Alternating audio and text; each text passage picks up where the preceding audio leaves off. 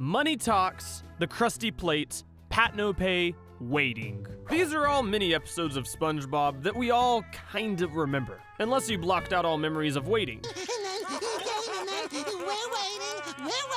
I went through and ranked all 24 of the mini episodes, and I gotta say, some are pretty funny. You can't imprison us for reading.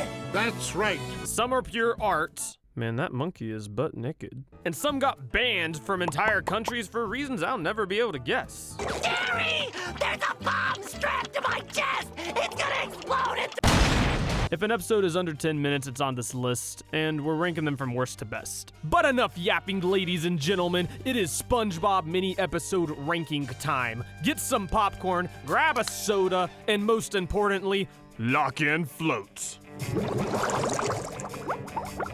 Starting off in the pits of rock bottom, Waiting is a perfect entry to this list. You know why? A lot of the other entries could have probably moved up or down a notch on the list, but Waiting, I knew from the very beginning it was going to be dead last place. When I tell you, and I don't say this lightly, when I tell you that this is a booty episode, I'm telling you, if you had a bingo card for the bad stuff that people don't like in the post-movie eras, this episode would get you a bingo within the first few minutes. I think it's honestly a top 5 worst episode of all time because it quite possibly has the worst characterization of SpongeBob in the entire series. I've been mean to Gary, and I'm Sandy! Even beyond crying the whole time, he gets really angry and absolutely crashes out repeatedly. But not in a fun, Mr. Krabs eating the squeaky boots kind of way. No. It's in more of a, I now want ibuprofen and I'm suddenly a little envious of JFK kind of way. It's just unpleasant seeing him blast Patrick when he didn't even do anything wrong. Not to mention how he treats Sandy and Gary as well. One final note, SpongeBob keeps on chanting, "We're waiting," alongside Patrick throughout the episode. I went through and counted, and they literally do this 10 times in total, which isn't a crazy high number on paper, but in context, this is a 7-minute mini episode, so it definitely felt excessive. I kind of want to move on, because it's not very fun hating on an episode, and there are actually some of my favorite episodes on this list. The only really redeeming quality in this one is there is a legitimately funny moment when Patrick tries to give SpongeBob some birthday cake. Let me just hold the cake like this so I can get you a fork. Huh, I wonder where I put that fork. That was kind of funny. The rest of the episode, though, nah, I don't recommend it. Waiting is the only entry in this entire list that goes in F tier. A Skin Wrinkle in Time is the second shortest episode in the series, being just under 3 minutes long. It doesn't do a ton, but given its length, it's not half bad. It opens up with a parody of the SpongeBob opening theme song, but this time with Grandpat. We get a little continuity out of this too, because after this, he goes to the Krusty Cantina from Pest of the West. Or as this short erroneously writes, the Krusty Canting. Ah, how I love the Krusty Canting. All the best drinks are there. Wateg, Milg, Orange, Jug. After he's finished up in the Old West, he returns back to his home and calls it a day. This one does have a little bit of a nothing burger vibe to it. It's neither all that special nor all that bad, it just kinda is. There's like 1 or 2 good moments, but ultimately no plot. We have no reason for Grandpa to even be traveling between these locations, so right now it just feels a little disjointed. It literally goes theme song, cowboys, Patrick Star Show. The execution of this one is just boring. It places in low D tier. One Trick Sponge shows SpongeBob go around and try to find someone to look at a magic trick he learned. It's okay overall as a mini episode, but not something I'm rushing to rewatch. The strongest part of it is the ending, since the magic trick actually had a pretty cool animation to it. But the rest of the episode I'd qualify as thoroughly filler. It's not very funny and it's quite repetitive. With solid animation being the only real positive with this one, D tier seems fine.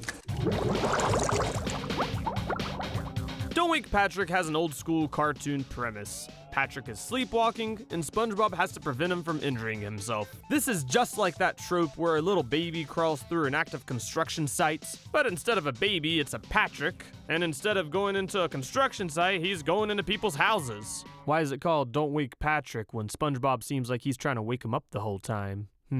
The only 2 things I found a little memorable in this one was when SpongeBob slapped the cake randomly, and then later on got hit by a car off screen. I wouldn't say this one is bad, but I would say that it is a bit of a snooze. D tier, moving on. Slappy Daze is an episode that on paper I shouldn't have enjoyed. I don't really like Slappy, and even though this entire episode is just him going about life, I find I enjoy it. The intro is legitimately kind of cheeky and fun, and they have a lot of small belly laughs sprinkled in. Dr. Calamari has a geometrically fascinating building, and the color palette served the episode well. I think one thing that makes me like this a little more than other Slappy episodes is that the gross out parts seem a little more muted. In fact, now that I think about it, I like this one better than its sister episode actually, Squidferatu. They chose to lean more on the relationship between Slappy and Nosferatu, and I think that was a good move. I don't really know where to rank this one since it's not very impactful, but the good visuals and character focus give it a little bit of credit. I'd say low C tier feels pretty good. You're gonna pay ... phone shows Mr. Krabs answer a cursed payphone that controls his mind. It makes him give out free Krabby Patties, free money, and even the very deed to the Krusty Krab itself to Plankton, who surprisingly isn't actually responsible for any of this. Krabs keeps on having SpongeBob do this and then gets mad at him immediately afterwards. Kinda reminded me of that older episode where Krabs goes on a date with Mrs. Puff and has SpongeBob buy her stuff, only to get mad afterwards as well. As for the episode's quality, it's okay. The best thing about this episode is how Plankton and Squidward seem to vibe well together. Cause that aside, it just repeats the formula where Krabs gives away stuff over and over again, and it doesn't really work cause there's not really a joke in that. I get it's a mini episode, but it's literally always just him overreacting afterwards in a predictable manner. Maybe the payphone could have made him rob a bank or something, and then use the money he got from robbing the bank to make another bank across the street. That'd have been kind of funny, because as it stands, it's pretty mediocre, even if charming. The most interesting thing about this one is how it ends with Plankton winning, and it never actually undoes that. That sort of thing is really rare, and I can't think of any other time that happens, the Krusty Slammer aside. As for the tier placement, I think this one is a smidge better than Slappy Daze, so we'll put it right by it in middle C tier, but it ain't that great. Moving on. For those of you with weak constitution who think SpongeBob's laugh is annoying, I got the perfect episode for you, Reef Blower. It's the second episode in the series, and its main claim to fame is being lame. Literally, they don't speak at all. And if you're over here chuckling or about to go comment what an idiot I am for saying lame when I mean mute, then you're lame. Anyways, I gotta say, for how absolutely peak the pilot episode Help Wanted is, Reef Blower was quite a letdown. It's got less runtime, so there is less it can do, I guess, but literally this thing is intentionally just filler. I don't get why people like this one. Also, not gonna lie, it's a really weird choice that they made this the second episode in the series, where it's just the silent, boring thing. I don't get it. The silence in no meaningful way serves the episode. It feels less like a gimmick, and much more like the production process was in trouble. I think it might be a Mr. Krabs Battle for Bikini Bottom situation where no one was in house or something. Your treasure chest's looking a bit light, boy. I really don't know why they'd make the second episode of the series a silent one. Some of y'all act like if it's in season 1, it is automatically S tier. But be honest, you probably wouldn't have kept on watching SpongeBob if most episodes felt like this. It is the second episode, it has some charm, but it is mediocre at best. C tier. Dream Hoppers is weirdly enough kind of a sequel to Reef Blower, actually. It also largely has no dialogue and plays classical music as SpongeBob travels between dreams. I've talked about this one before in my best episode of each season video since it won for season 12, but I think I did it a disservice by emphasizing its weak points a bit too much. Sure, it is essentially a longer version of Reef Blower, but it's visually ripe and feels like a fever dream. A primate example of what I'm talking about. Look at this live-action monkey. Talk about putting the homo in sapien, am I right? I almost feel like I should censor this since that monkey has no clothes. I guess I'll just Photoshop in a shirt that says, "Goin' bananas." Wait, that might be offensive. Yeah, okay, that's better. Also, y'all, I don't know about this SpongeBob guy. Between this being what he dreams about and that one pinup of Sandy he has in his locker, we may need to check this guy's hard drives. For those of you wanting a more detailed breakdown of this episode, I don't have much else to say because bear in mind it is an essentially silent episode. The biggest good thing about this one is the music, but I can't play any of it here because YouTube. I'd ultimately rather watch this than Reef Blower, but I don't consider it that great, so we'll put it right in front of it in C tier. The String is a season 11 episode where SpongeBob really wants to pull a thread on Squidward's shirt, only to find out it's connected to everything in the universe.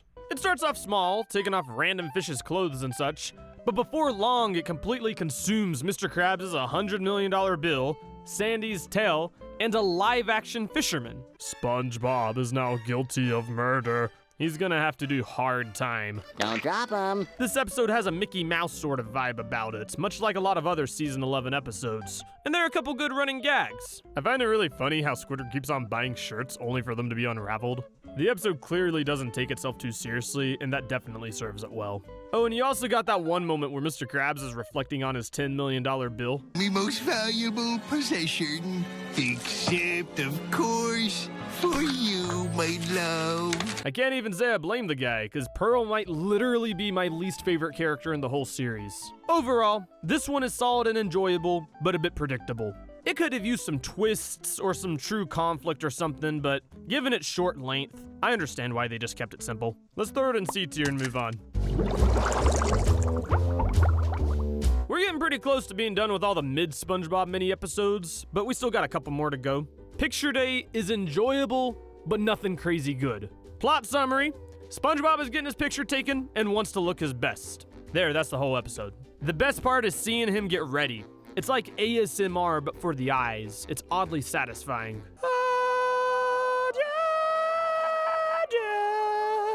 I especially like the pants paint and the sponge gloss. Sponge gloss. The whole scene is just clean. Not gonna lie, it feels a lot like that one toy cleaner guy scene from Toy Story 2. You know what I'm talking about? It was just pleasant to watch.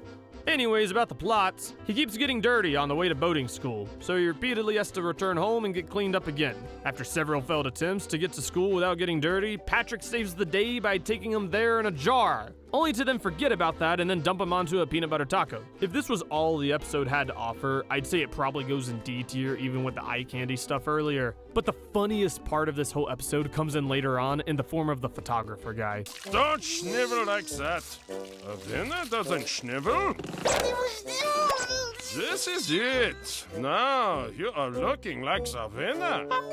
This guy's just effortlessly cool. I think this scene alone earns it an upper C tier spot. Worth seeing, but it really only has the two good scenes. Boat Smarts is a season 5 episode that gets way too much hate in my opinion. I get why y'all don't like this one, but personally, I don't even care that this is essentially a Squidward torture episode because look what he's wearing. He's literally got a pilot scarf and goggles. He is aura farming so much and it is disgusting. I'm just saying, even looking at this episode in isolation, Squidward deserved everything that happened to him. Anyways, basically this one's about Mrs. Puff giving out boating advice, and then SpongeBob failing it when Squidward succeeds at it. Before you can even think about boating, the boater who uses boat smarts always fills his tires to the appropriate level. See, sometimes like this, it's not even really all that fair. Yes, SpongeBob failed, but I feel like the advice itself was pretty bad. Always check your tire pressure every single time you drive is insane. Poor Barnacle Boy, am I right? I mean, that thing's invisible. Anyways, the episode just keeps on with this pattern. Squidward does stuff well, SpongeBob does stuff poorly. And if there's one thing this episode makes clear, it's that no matter how safe of a driver you are absolutely done for if you're on a road in Bikini Bottom. One, because you got Sponge Car Pile-Up Pants driving around with shaving cream on his face, the little psycho. And two, because you got this guy with a massive spike grinder just going about his business. Overall, I think this mini-episode is entertaining, but it is quite gimmicky. I disagree with the consensus that it's overly mean towards Squidward because it really does feel kind of lighthearted. But even so, it's just fine at best, so C tier suits this one well. Rise and Shine is a mini-episode all about Patrick's morning routine. You can really tell they are trying to make Patrick feel like a simpleton in this one because he keeps on arguing with inanimate objects. You know, I found it kind of relatable when he was arguing with his alarm clock.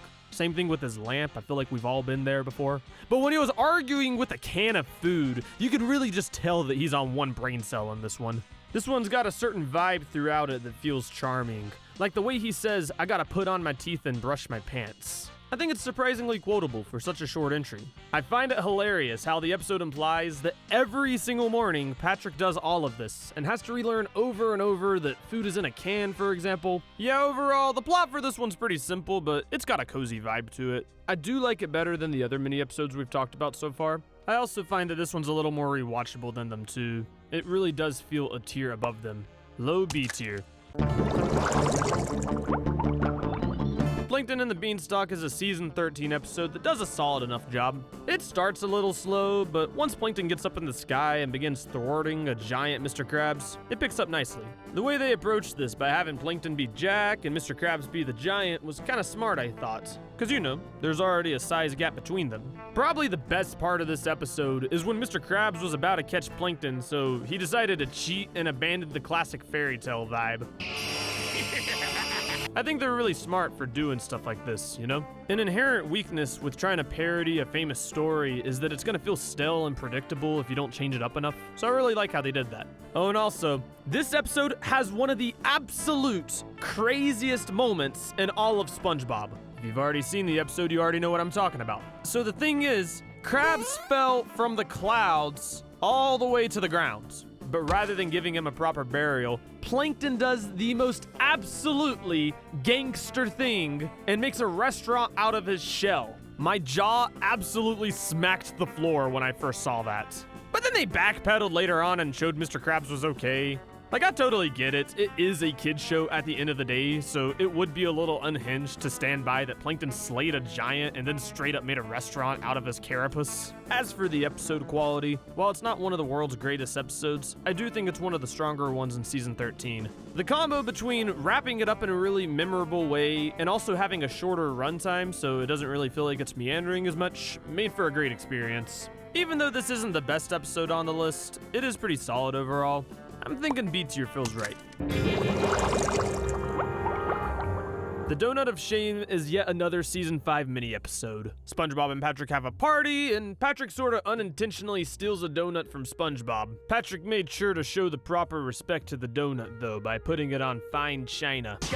China. A kinda cool detail here. I don't know if you noticed, but the plate that he put on there is actually identical to the plate that was on there to begin with. When he's debating whether or not to eat the donut, he has a classic shoulder angel moment. The evil one convinces Patrick he can't listen to the good one because he's got sprinkles. What does that have to do with it? No. He's got a point. And then Patrick ought to eat the donut, but with a comedically large chain attached. He coughed it back up, but the episode actually acknowledges that the donut at this point would be quite nasty with all the stomach acid and stuff. I mean, later on, he also even threw it in a toilet and on the floor. When SpongeBob finally does get to eat the donut, he looks like he's about to up and real vomit. Donut of Shame is entertaining, but it's definitely an episode carried by a couple standout gags, more so than being a barrage of laughs. It's a good middle-of-the-road B-tier entry.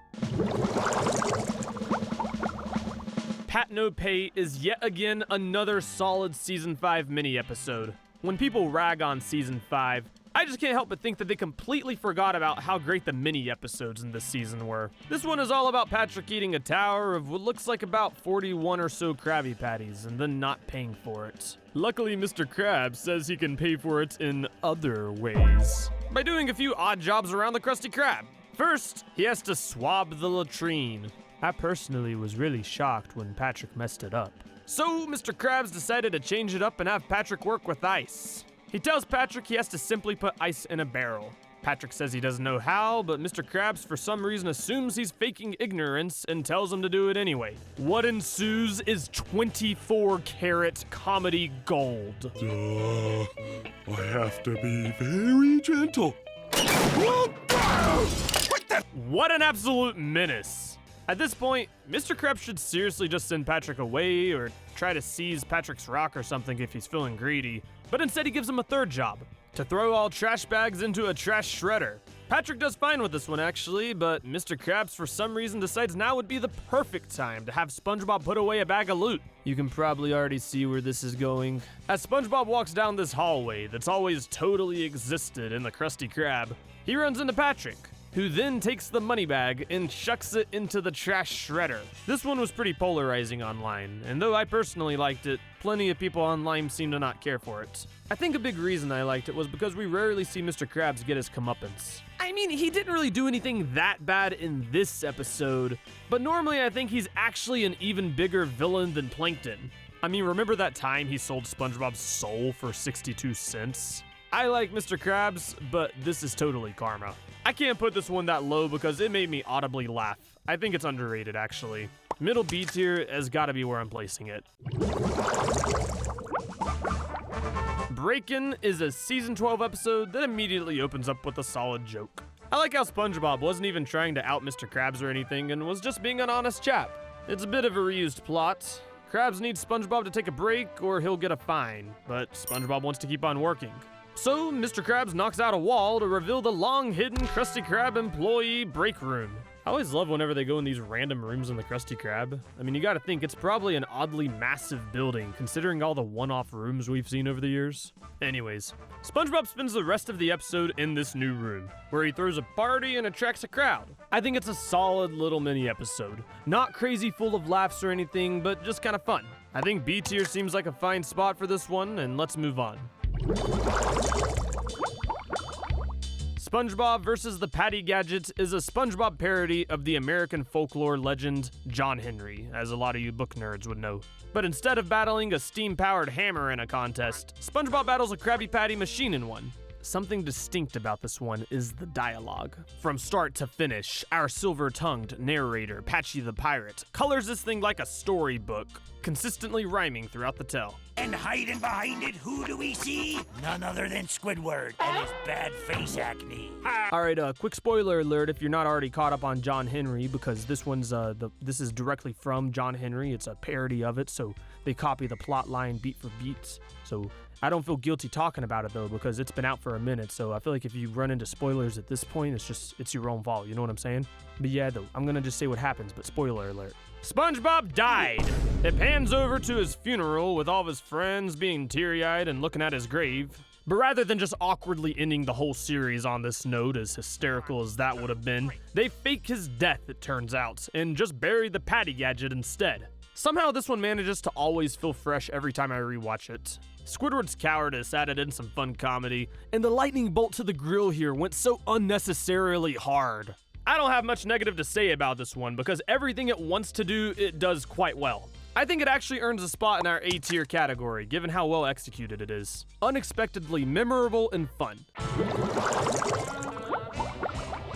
The Krusty Plate. I fear the rest of this list is stacked with peak SpongeBob. Not gonna lie. We're really starting to get into the heavy hitters that transcend the idea of what a mini episode should be. These are the episodes that make every second count, and honestly, half of them I didn't even realize were mini episodes until compiling this list. In the Krusty Plate, Krabs leaves Bob Sponge to clean a spot off of a plate. But SpongeBob objects because he's worried about locking up after hours. When last time you left me here alone? Should have never left you alone with a lit blowtorch and me roller skates. A blowtorch and roller skates is crazy. Man, show me that episode. Anyways, this thing almost immediately escalates. It wastes no time. We go from scrubbing to a chainsaw to a tank in 20 seconds flat. Yeah. And as if that's not enough, he busts out a nuclear steel wool cannon that shoots these rays that are so intense they can be seen from afar. I find it kind of funny how Mr. Krabs keeps telling himself that everything is okay and that it has nothing to do with SpongeBob, before finally telling himself, Spontaneous molecular distortion? I guess I better go see where the lad's up to. Underquoted line right there. This one is dumb but fun. Probably one of the most intense SpongeBob episodes out there, going full out anime maximum power mode. And then the ending, where SpongeBob nuked Bikini Bottom to complete the trilogy, was the perfect finale. The writers went full chaos on this one, and I was completely here for it. The humor being so strong flings this beautiful monstrosity straight into A tier. Definitely a good time. Totally recommend it. Moving on.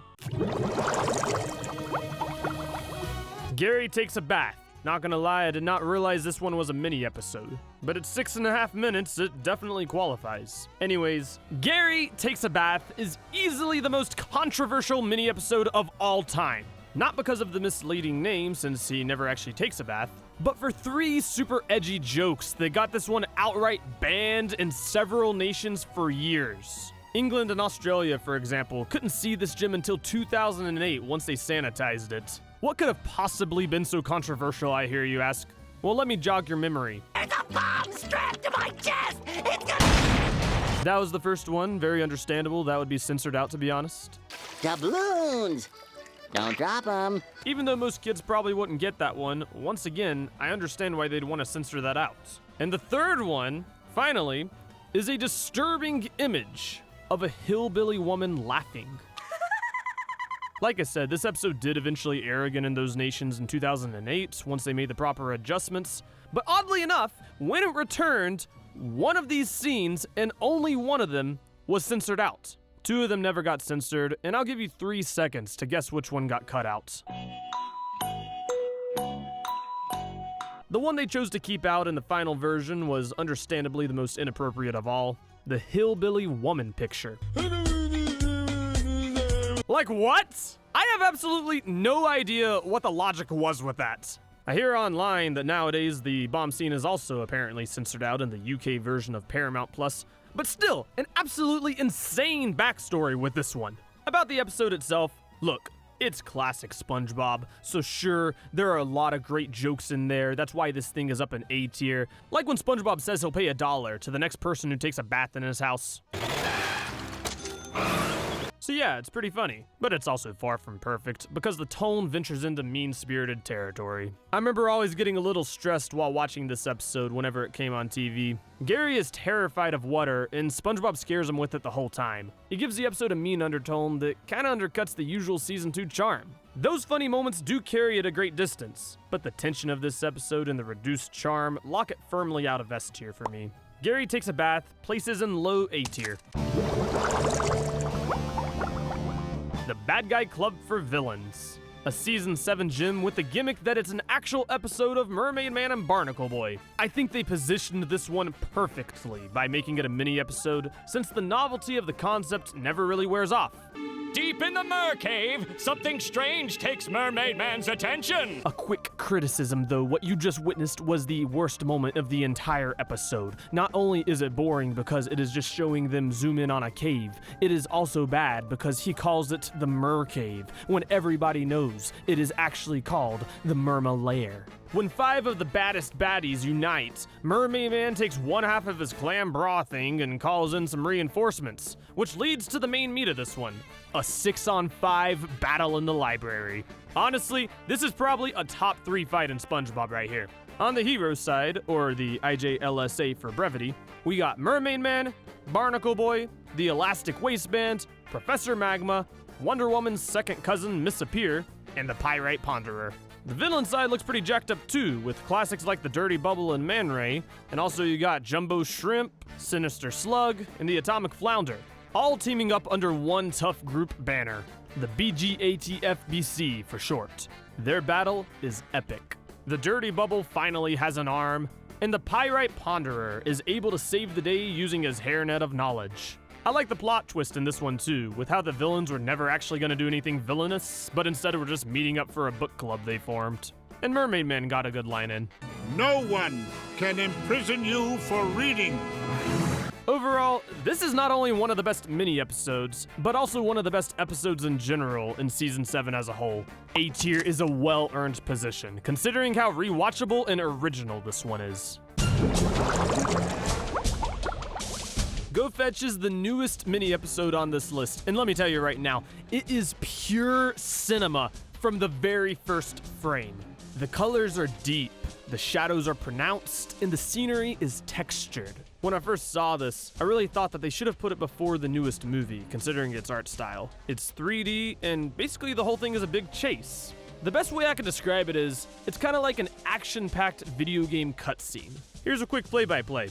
So when SpongeBob and Gary lose a squishy ball to an abyss, they go down there and have to run away from an anglerfish who is determined to get their red and blue balls. They have to escape fast, but there are these giant, spiky naval mines like in Finding Nemo that are detonating left and right. Pew, pew, pew, pew. I'm about to go full National Geographic on you right here. Check out this fish right here that SpongeBob gets in to go catch up with Gary. Look how it looks exactly like a real barrel-eye fish does, only with steering wheels. That's a decently obscure yet visually distinct fish, so I can't help but nod my head approvingly.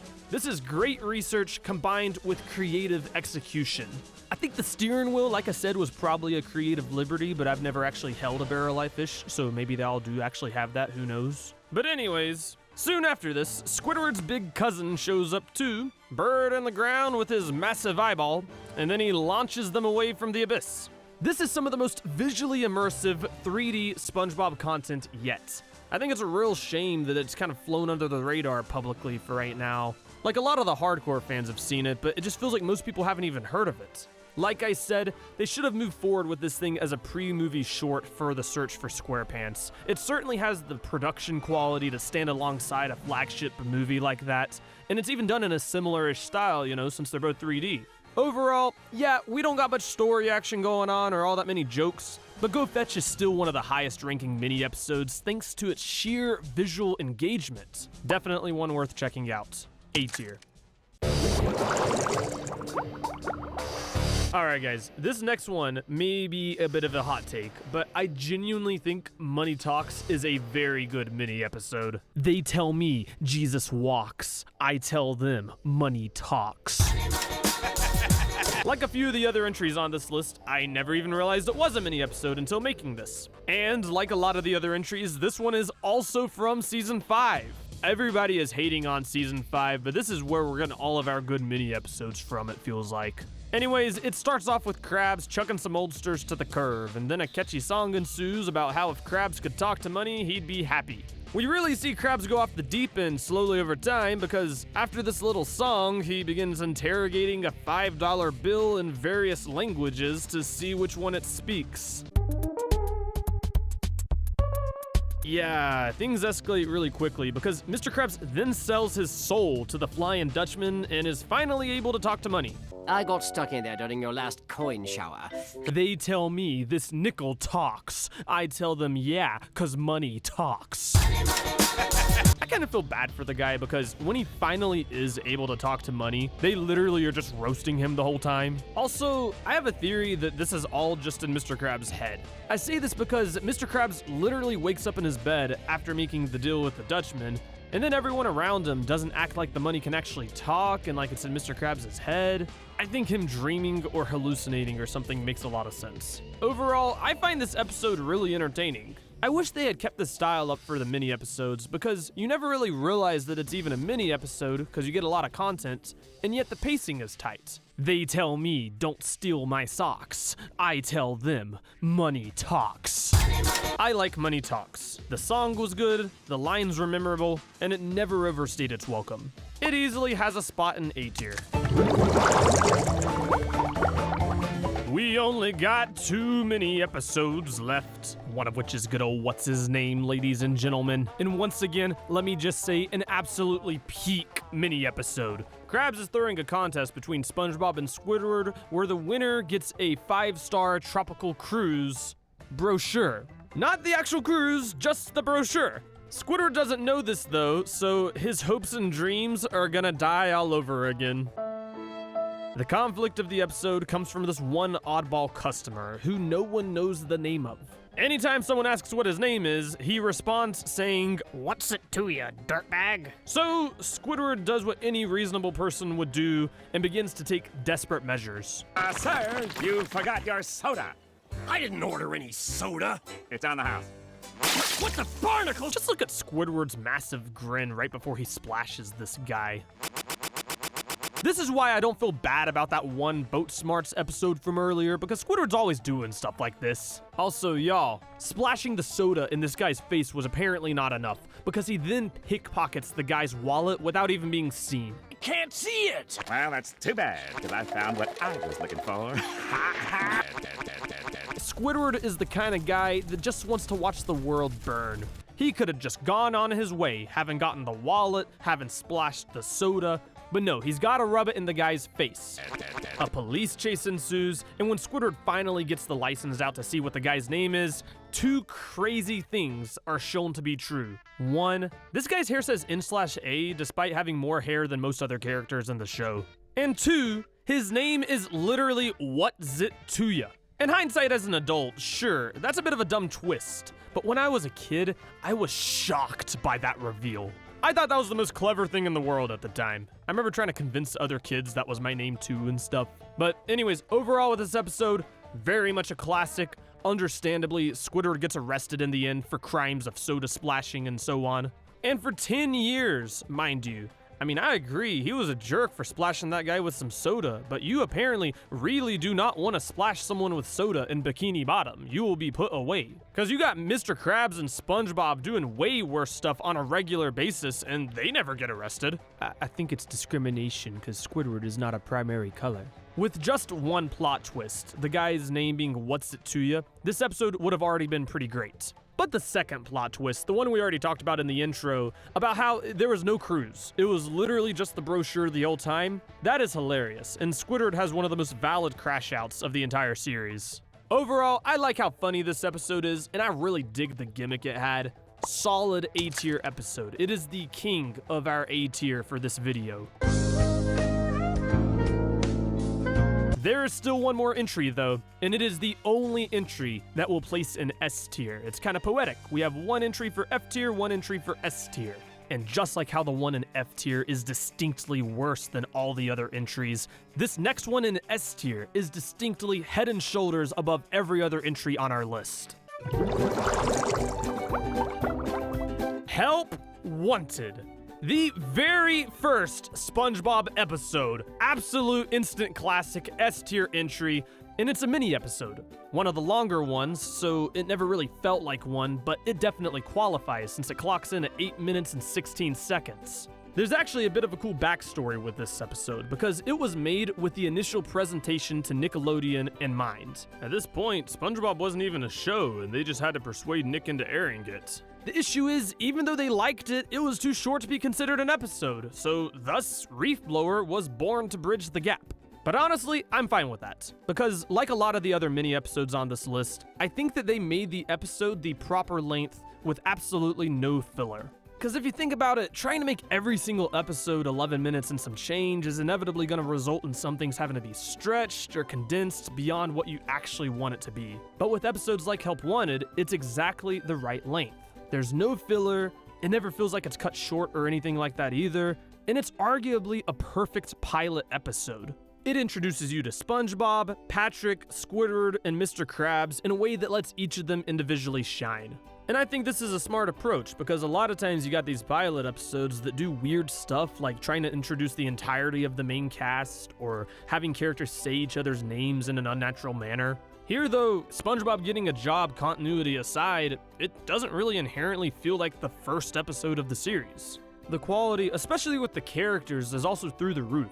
I think oddly enough that SpongeBob himself may have actually peaked right here. This version of SpongeBob is just perfect. He's grounded, he's fun, he's quite goofy and endearing. And I'm a big fan of seasons 2 and 3 and all, but you can tell that even by season 2, they changed his character a lot. Because SpongeBob here in the pilot is genuinely not annoying at all, yet brimming with personality. Very soon after, they begin exaggerating almost every component of his personality, and I kinda can't help but wonder what the show would have felt like if they kept him like he was here. Because honestly, he's my favorite character in this episode, but generally I tend to favor some of the secondary characters. Plot-wise, Mr. Krabs sends SpongeBob off to get an impossible spatula. Anchovies end up overthrowing the restaurant, and SpongeBob saves the day, cooking up some Krabby Patties to the beat of Having a Wonderful Time like an absolute boss.